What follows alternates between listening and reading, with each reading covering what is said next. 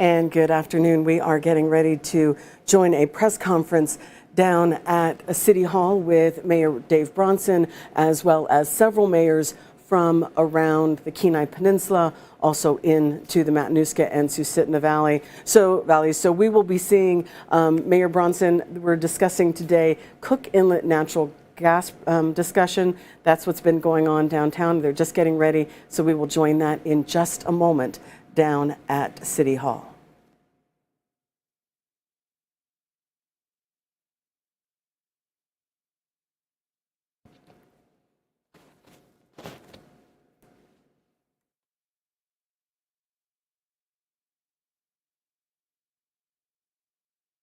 And it looks like Mayor Bronson is getting ready to begin. Again, we are going downtown live to City Hall with a press conference with Mayor Dave Bronson about the Cook Inlet gas production, as well as All right, good morning, everyone. Thank you for coming here today.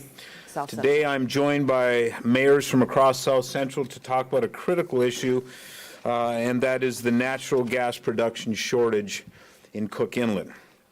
As some may remember, just over a decade ago, we were talking about a potential natural gas shortage in Cook Inlet, going so far as to prepare for rolling blackouts. Fortunately, at that time, our state legislature acted quickly to ensure more drilling activity in the Cook Inlet, and it worked.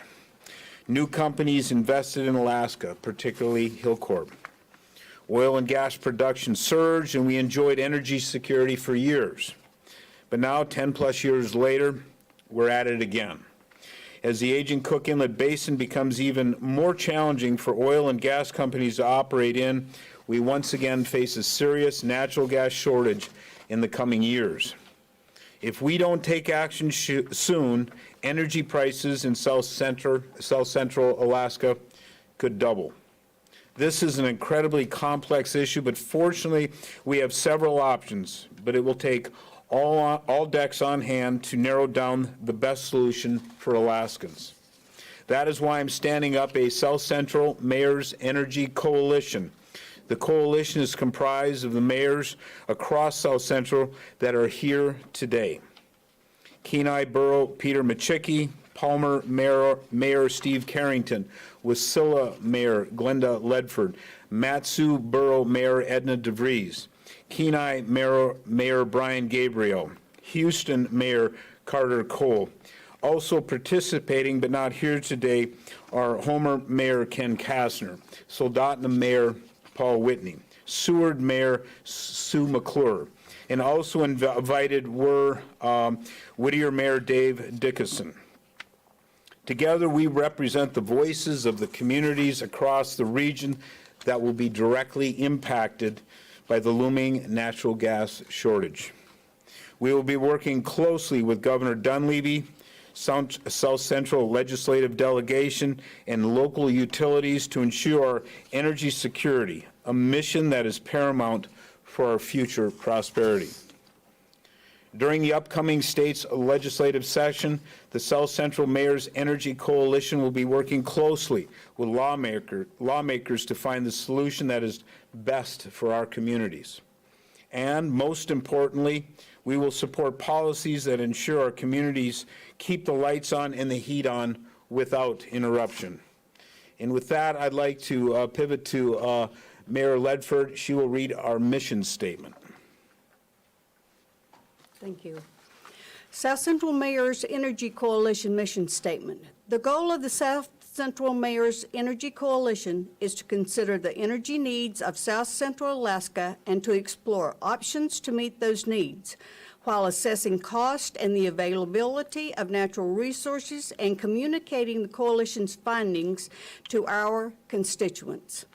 Factors include Alaska's current energy potential, future energy deficits, natural gas production in the Cook Inlet, renewable energy alternatives, and the viability of various financial incentives.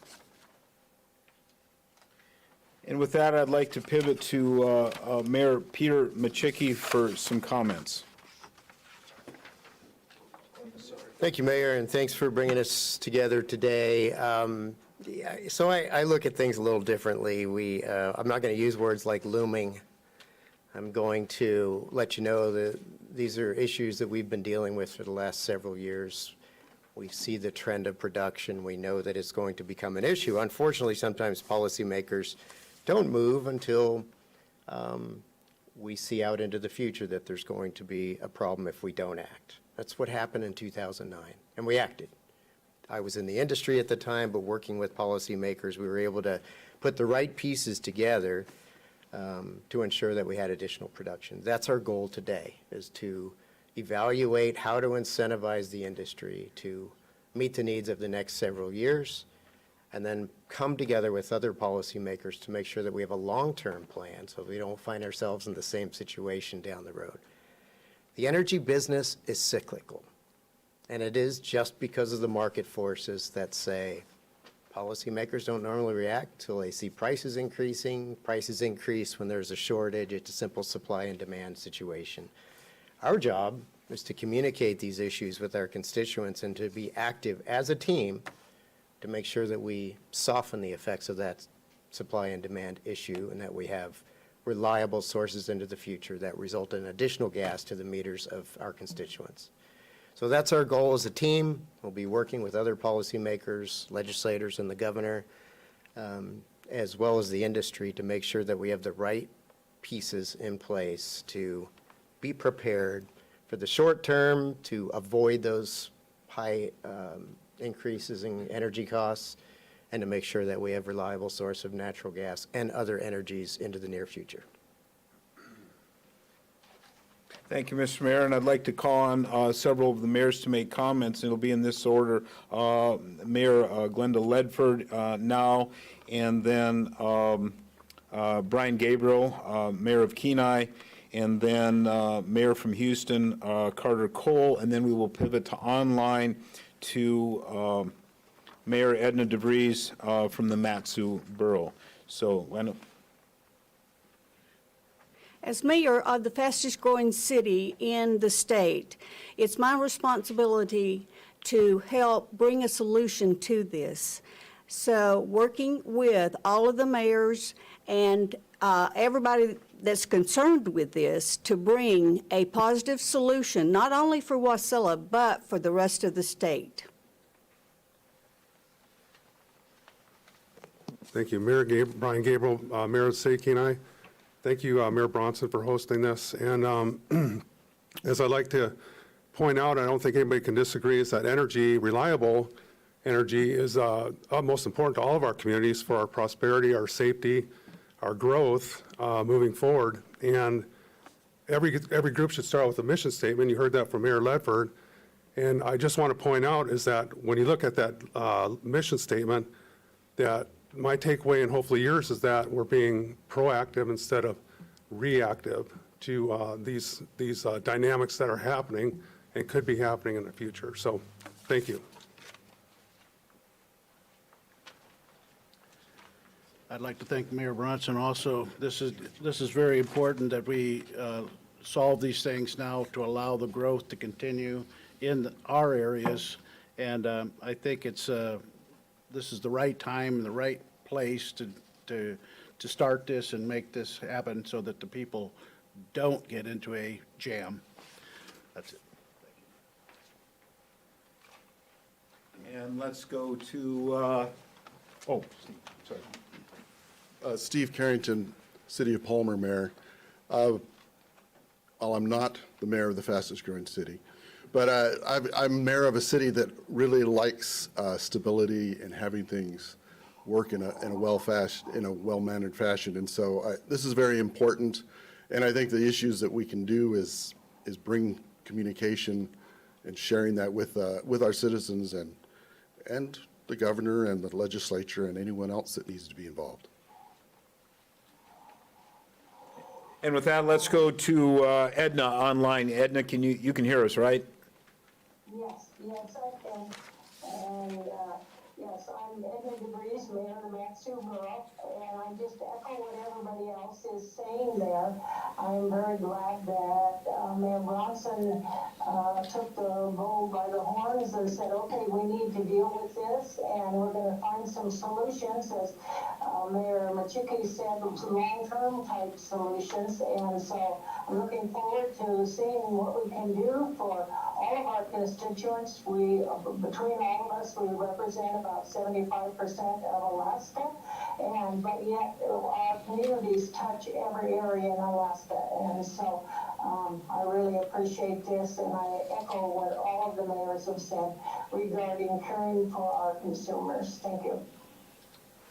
Thank you, Edna. And with that, we'll take some questions. And Luke will be running this for us. Go ahead. Thanks. And news, what are some potential incentives that might be offered, or other solutions, maybe heat reduction, voluntary heat reduction? What are some ideas that might happen, and when does the work start also? Well, again, this is the first meeting of this group. We don't have a stated objective or solution. We wouldn't presume to have that at this stage. However, the governor, we believe, has a package. The governor here several weeks ago had a proposed piece of legislation that I believe will incentivize production in Cook Inlet, new production in Cook Inlet, and I believe it has, or it does have something to do with royalties. So beyond that, I'm not going to comment on incentives, or certainly where we are on the actual development of the resource. Head over here. Nat Hers with Northern Journal. So the governor already has his energy security task force. The utilities have their own working group. The legislature just had a meeting about this last week. They've been traveling all over the place, getting up to speed on this issue. It seems like everyone is aware of this problem and is kind of separately working toward their own solutions. So like, what is the specific interest and perspective that you guys will bring this issue that isn't already represented in the policy discussion around Cook Inlet, South Central Energy? Well, Nat, certainly people are informed because you're writing over the last year or two on this, and we read what you do, and we appreciate that. The other thing is that we have a unique perspective as mayors of South Central, of Cook Inlet, essentially. We are, again, as Edna said, we're 75% roughly of the state of Alaska. So we have, I think, a unique perspective, and Anchorage is the single largest, geographically, the single largest user of Cook Inlet natural gas. Let's keep that in mind. So our jobs is to make sure our constituents are well represented by their executive elected leaders, which are mayors. So we're going to add our voice, but your notion that we're all working towards separate solution, I think I'll question that assumption there. We don't know enough to say that we're all working on separate solutions. I would like to think going forward we will all be working on the same solution, but that's going to take some time. And are you a little worried that if the problem doesn't get solved and South Central gets hit with 50% or 100% increase in gas prices, that you guys are the ones that get blamed for that? Well, this is, as we said in my comments and what Peter said, Mayor Machiki said, this is complex. And the notion that that we mayors would be blamed for a natural gas shortage, we want to be one of the several voices collectively with this coalition that gets us to the right solution and gets us to greater production, greater electrical and electrical production security going forward. I don't think this is a time to be placing blame. This is a time to come together for solutions for the state. Wesley Early with Alaska Public Media. I know that a lot of utilities are looking at the potential of outsourcing natural gas. As discussions occur about, what the royalty should be on actual production, how open are you to, exporting or importing natural gas from elsewhere? I think I'm going to call on Mayor Machiki to ask that because of his experience in the legislature and in the industry itself. I think he's a little more qualified to delve into that. So great questions. And Nat, we're used to being blamed for everything. So that's just what we do for a living, right? Bottom line is we need to look at a short-term, mid-term, and a long-term solution. And if mid-term or short-term needs to involve the importation of natural gas, we have that capacity. I know that politically people say, how could Alaska possibly even consider importing natural gas with what we have available? Well, market forces and the impacts we've seen of the supply of pack rim LNG moving toward Western Europe have been advantageous for the long term. And I think everyone knows what I'm talking about. The AK LNG project is more attractive now than ever. So in the long term, I don't think the importation of natural gas is a viable option, but we certainly can't write it off today as a short or midterm option if that's what we need to meet our demands. Do you think the AK LNG project is still as viable as it was a few years ago? I know it's been, since at least the Walker administration, it's been a plan, but it doesn't seem to have gained a lot of traction. So I've been involved with meeting with investors that have a very different outlook that they had a very short time ago. Our traditional trade partners in the Pac Rim that have been buyers of LNG for the last 50 years are more interested than they've ever been, again, because of the shift of those BTUs from their traditional suppliers to Western Europe. That's a good thing for us. I think it looks more attractive now than it has economically when you look at the price of LNG and the potential future price of LNG. It will probably remain attractive. At some point, Alaskans have to pull the trigger on a long-term solution. And when we've pulled the trigger in the past, the result of TAPS, which was a very risky venture, ended up putting $75 billion into state savings, and it's funded most of what this state has done for the last 60 years. I mean, the bottom line is we need to have a formulated plan and execute that plan if we want long-term energy security. Right now, we don't have that, and that's what happens when you wait. You're gonna have dips. You're gonna have times that you'll worry. We talked about rolling brownouts in the past, and we solved that problem. Some of those solutions will remain as a part of this short-term solution. We have storage now that we didn't used to have. There are other options that we can employ into this long-term solution, but at some point, we're gonna have to be bold. If we want long-term energy security, and Alaska's key is cheap energy, not affordable energy. The long-term cheap energy is important. We have so many other things that are more expensive up here. If we're going to compete, we need to take advantage of cheap energy supplies and make that available. So, long way to go on the long-term solution. I think there are options that, for the shorter term, that we should never talk about taking off the table, even if it sounds politically difficult. A short-term, mid-term, and a long-term supply is key to our constituents. Steve? Yeah, so I was curious if you guys could go into a little bit more of how the coalition's gonna work. Are you guys gonna have like monthly meetings, and how are you gonna go about, informing the public of like solutions or incentives or things that you're discussing, looking at? How's that gonna work?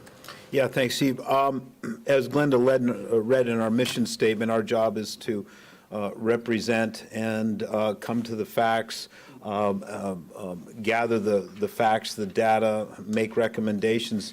But the second part of that was to communicate to our constituents. We don't want the public afraid of huge spikes in natural gas costs, the cost of heating, the cost of electricity. We want them to know that at the executive political level, the mayor's level, we are working together, and this coalition is the best tool for us to execute on that. We formed the coalition, this group just recently, but we will be having meetings, and I think we all know that on the 8th, we'll be waiting for the governor's legislative proposal. We'll take a look at that, and then we'll move forward as that works through the legislative process and during session. Okay, and I know you kind of said you didn't want to speak about incentives, but and I know you guys said you didn't want to speak about incentives, but but for you yourself as mayor of Anchorage, have you and the assembly, are you discuss about maybe starting discussions about things that maybe you guys can do at the local level, anything like that? I've not begun those conversations with the assembly. We will begin with my assembly, and I can't speak for the other mayors. but I can't see why anyone would not. This is all hands on deck. I said that in my statement. We've got to come together on this. There's no politics in BTUs. We've got to keep the price low, cheap. Natural gas is what we, and therefore often cheap electricity is what will make us prosper going forward, and that's what we're working toward. And we will be communicating with the public on that. If I may, have any of the other mayors, have you guys had discussions at the local level, what you guys can do? If anyone has? We have not, but like Mayor Bronson, we definitely will have. We're actually trying to get gas into our area because it is the cheapest, cleanest energy. So it's very important to all of us. Go ahead, Brian. Oh, sorry. Oh, I find myself fighting over the mic with our former Senate president. As I would say, as I pointed out, this is such an important topic for each of our communities that, we need to just, be in front of it and understand that, this is something, I think there was even a mention of alternative energy. I know King is gas and Cook Inlet, so that's our focus. It's our most cheapest, reliable form of energy right now. So that's going to be probably in place. But, that's not to say that there's things that couldn't be moving forward with this coalition moving forward. So.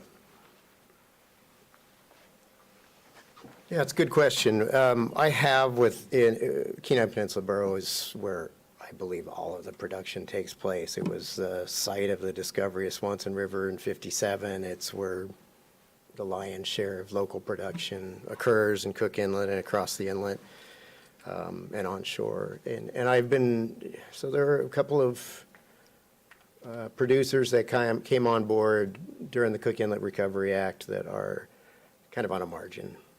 We're looking at ways that we can help them secure some funding for additional production. And all additional production pushes the date out when it becomes a critical issue.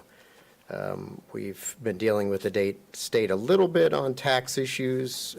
We are certainly willing to negotiate on property tax things that would soften the impacts of getting these companies going, at least delaying their property tax burden or offsetting their property tax burden until they can get into production. I mean, that's kind of how it works in this business. And until you're producing, things are exorbitantly expensive. Once you're producing, you can often catch up on some of those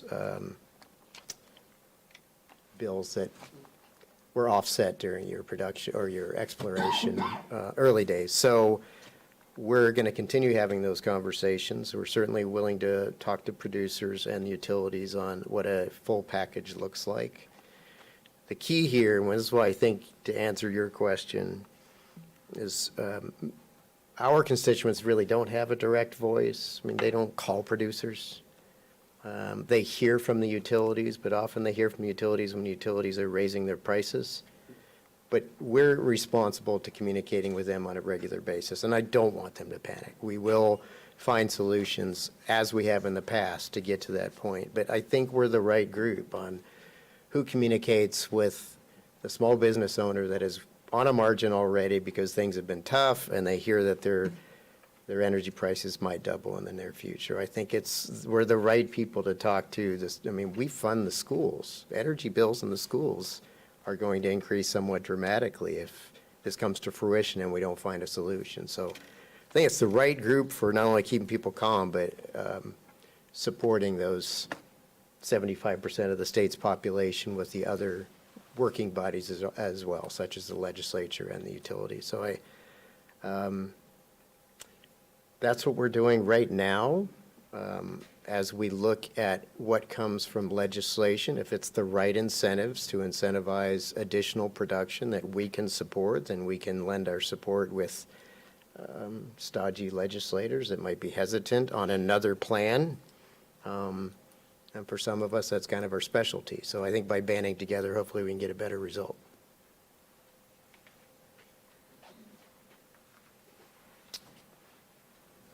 More questions? Yeah, go ahead. Yeah, Nat. Yeah, I'm curious how much you guys see, whether there are potential policies you guys could adopt on a municipal basis, maybe it's a taxation question as well, to expedite the development of renewable power projects and how much that could help address this situation, not by replacing gas with gas, but by replacing gas with other forms of power. Well, I think at this stage, and by the way, I want to add that Mayor Ken Kastner joined online. He had some work this morning, so he got in a little bit late. So Mayor Kastner, welcome here to that. But Matt, to your question is, right now, that's not the purpose of this commission, or this coalition. Our job is to come together and analyze and then communicate to the public. As individual mayors, we certainly have the right to work with our assemblies to go forward and work on policies that would reduce electrical usage or bring on other sources. But that's not a discussion for this commission or this coalition at this time. Could that be part of the mix for legislative proposals, though? Well, a legislature is made up of a bunch of people, and what they want to propose is their business. That's not our business for this purpose. Our purpose is to get Cook Inlet natural gas as plentiful and therefore as cheap as possible for our constituents. That's what we're going to focus on here going forward. We'll do one more question. When can we expect a report with recommendations? Oh, that will be sometime out. We probably won't have our first formal meeting until certainly after the governor's package comes out, his legislative package. So I would imagine the third week of January, we will give us a couple weeks to analyze his proposal and then move forward from there. And then we got to get a feel where the legislature is on that. So. Thank you, everybody. All right, thanks, everyone. Really appreciate it. And that was Mayor Dave Bronson discussing the creation of the South Central Mayors Energy Coalition. And that was a meeting today of the mayors from the Mat-Su Borough, Palmer, Wasilla, Kenai, Homer, the Kenai Borough, Anchorage, of course, and Houston. Mayor Kastner joined on the phone there. And Mayor Bronson said that the reason they are doing this is because they have a unique perspective that they don't feel the utilities or the governor's commission has because they are the mayors in this area. Anchorage, he said, is the largest user of Cook Inlet natural gas, and that they wanted to be one of the voices in this conversation. He also said that he didn't want the public to be afraid, that they wanted the people to know that the mayors were already working on this issue. And one of the things that Mayor Peter Machicki said was that Alaska was at some point going to have to be bold in the production of gas. He was talking about how they might incentivize industry. That's one of the things this group might do, looking at the long-term needs and the long-term plans. They were also asked if there's a possibility that Alaska could import natural gas, which, as Mayor Peter Machicki pointed out, seemed very politically